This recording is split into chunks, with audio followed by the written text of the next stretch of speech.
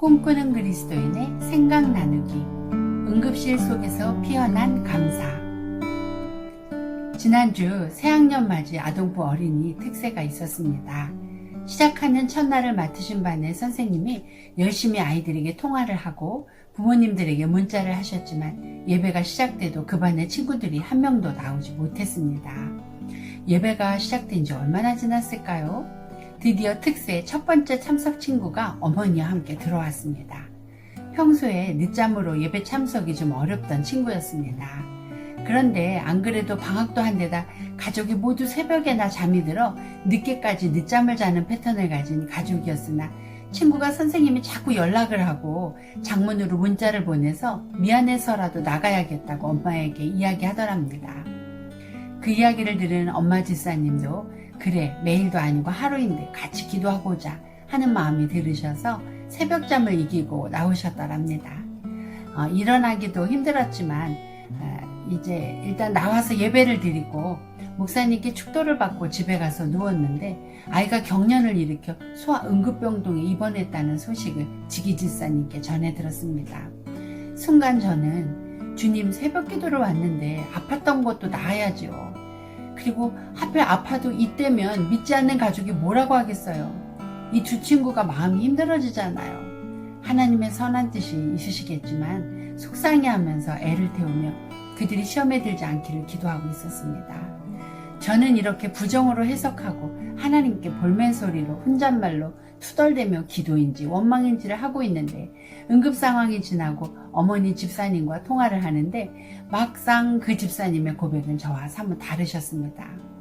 새벽 기도에 다녀와 깊은 잠에 빠지지 않고 잠을 자려고 막 청하던 중인 게 얼마나 다행인지 모르신다며 아이도 본인도 평소처럼 깊이 잠자고 있다가 이 상황을 맞았으면 제대로 대처하지 못해서 위험한 상황에 놓일 수 있었다고 본인과 가족을 돌보시는 하나님을 이래서 떠날 수가 없다라는 고백을 하셨습니다.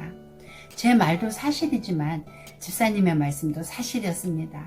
다만 같은 상황을 놓고 바라보며 해석하는 관점이 달랐습니다. 예수께서 길 가실 때 날 때부터 맹인된 사람을 보셨는데 제자들은 그를 보며 누구의 죄 때문이냐며 죄를 운운하고 판단하는 아픔에 아픔을 더하는 질문을 합니다. 그러나 예수님은 우리와 사뭇 다른 관점으로 보시더라고요. 우리는 그의 문제에 집중하고 절망하고 낙심할 이유로 보는 문제를 주님은 이를 통해 하나님이 하시는 일을 나타내서 오히려 영광 받으실 이유라고 말씀해주고 계십니다. 똑같은 상황의 관점이 어찌 그리 다른지요.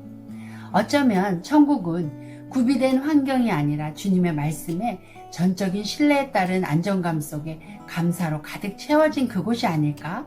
부족함이 없이 모든 게 허락되어졌던 에덴 동산에서도 인간은 하나님의 유일한 겨우 한 가지 금기의 조항을 하나님의 선하심에 대한 전적 신뢰를 깨는 감사를 놓치는 이유로 삼았습니다. 그러자 나의 있음이 하나님으로부터 시작되었음을 놓치고 어디로 가야 하는지 목적지도 모르면서 내 삶을 주신 분을 잊고 원래부터 스스로 존재하던 것처럼 자신이 자신의 삶을 핸들링하며 향방도 모르면서 열심히 달려가는 것 같습니다. 이것이 오늘 저와 여러분의 모습은 아닐런지요. 욕망은 내게 채워지지 않는 빈 구석, 즉 이 빈 구석은 감사가 빠진 부분의 크기와 동일하지 않을까 하는 생각을 해봅니다. 욕망과 감사는 반비례하는 것 같습니다.